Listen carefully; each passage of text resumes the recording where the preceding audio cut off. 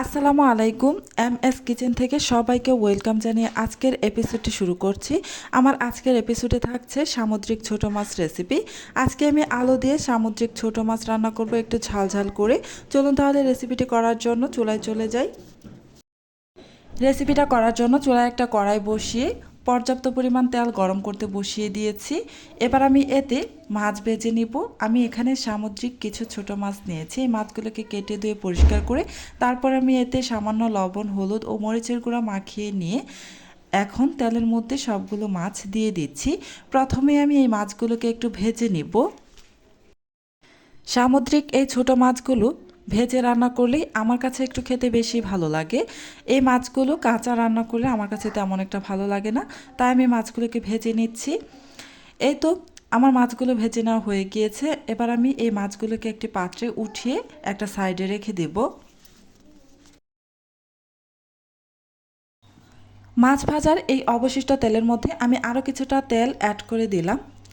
এবার আমি এতে দিয়ে দিব আগে থেকেই কেটে ধুয়ে পরিষ্কার করে রাখা একটি মিডিয়াম সাইজের আলু। আমি এই আলুটাকে চিকন চিকন লম্বালম্বি করে কেটে ধুয়ে পরিষ্কার করে নিয়েছিলাম।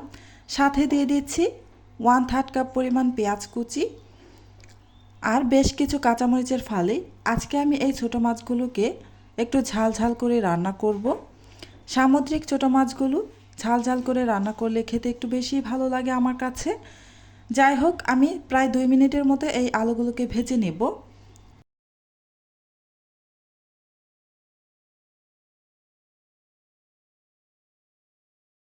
2 মিনিট ভেজে নিয়ে এতে আমি স্বাদ মতো লবণ দিয়ে দিলাম। সাথে দিয়ে দিচ্ছি হাফ চা চামচ মরিচের গুঁড়া, হাফ চা চামচ হলুদের গুঁড়া, হাফ চা চামচ ধনিয়ার গুঁড়া। এখন নেড়ে চেড়ে খুব ভালোভাবে আলুর সাথে মশলাগুলো মিশিয়ে নেব।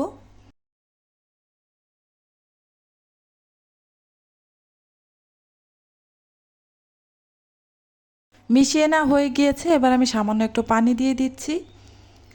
আবারও একটু নেড়ে মিশিয়ে নিচ্ছি। এবার বেশ বড় সাইজের একটি পাকা টমেটো চিকন চিকন লম্বা লম্বি করে কেটে তারপর দিয়ে দিলাম। সাথে দিয়ে দিলাম আগে থেকে ভেজে তুলে রাখা সামুদ্রিক ছোটো মাছগুলো।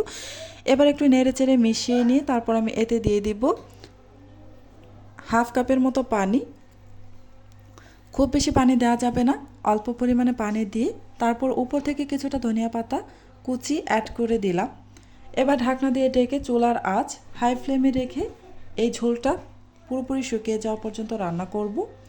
এই তো কিছুক্ষণ পর ঢাকনাটা আমি খুলে নিয়েছি। ঝোলটা পুরোপুরি শুকিয়ে এসেছে, রান্নাটা হয়ে গিয়েছে। এবার আমি নামিয়ে নেব।